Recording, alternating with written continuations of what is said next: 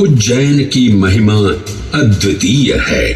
सतयुग, त्रेता युग, द्वापर युग और कलयुग, हर युग में इसका अप्रतिम महत्व रहा है।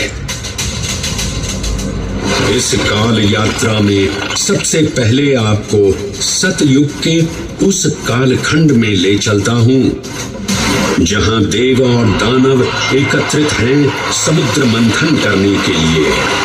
मन की आंखों से कल्पना कीजिए, भगवान विष्णु ने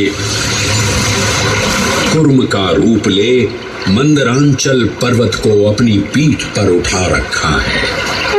सागर से विकराल लहरें उठ रही हैं, मेघ भयानक गर्जना कर रहे हैं।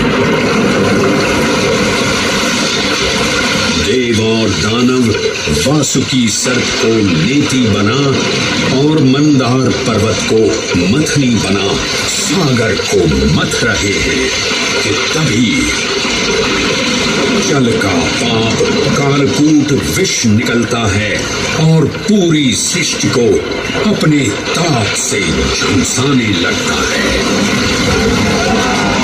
इस भयावह स्थिति ने देवताओं और असुरों के बीच हाहाकार मचा दिया। ये कैसा अनर्थ है? लक्ष्य था अमृतत्व का, पर अब मृत्यु की विकराल छवि हमारी आंखों के समक्ष मंडरा रही है। इस भयंकर संकट से केवल वही उद्धारकर्ता मुक्ति दिला सकते हैं जो समस्त विश्व के परम संरक्षक हैं। तभी सब महादेव की शरण में जाते हैं और पुकार लगाते हैं, ओम नमो भगवते रुद्राय। और फिर तुष्टा महादेव भक्तों की गुहार सुनते हैं, कैलाश से उतरते हैं, विष को अपनी अंजुलि में भर अपने कंठ में धारण करते हैं।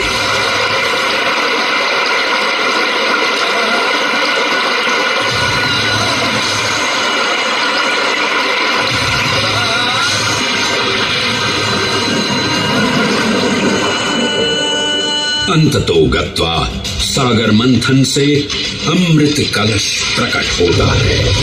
जैसे ही अमृत प्रकट हुआ, दानवों ने इसे केवल अपने आधिपत्य में लेने की आकांक्षा प्रकट की और संघर्ष छिड़ गया।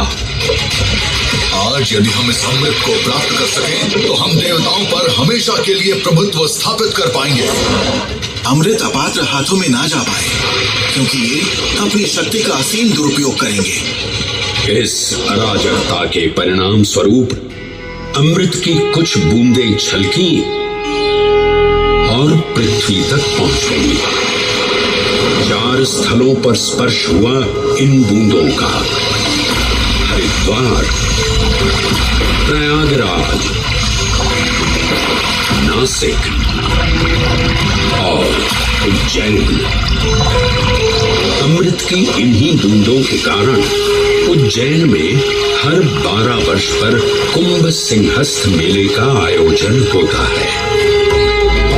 भगवान शिव की लीला देखिए, लोक कल्याण के लिए स्वयं विषपान किया और अपनी नगरी पर अमृत वर्षा करवाई। अमृत की पावन बूंदों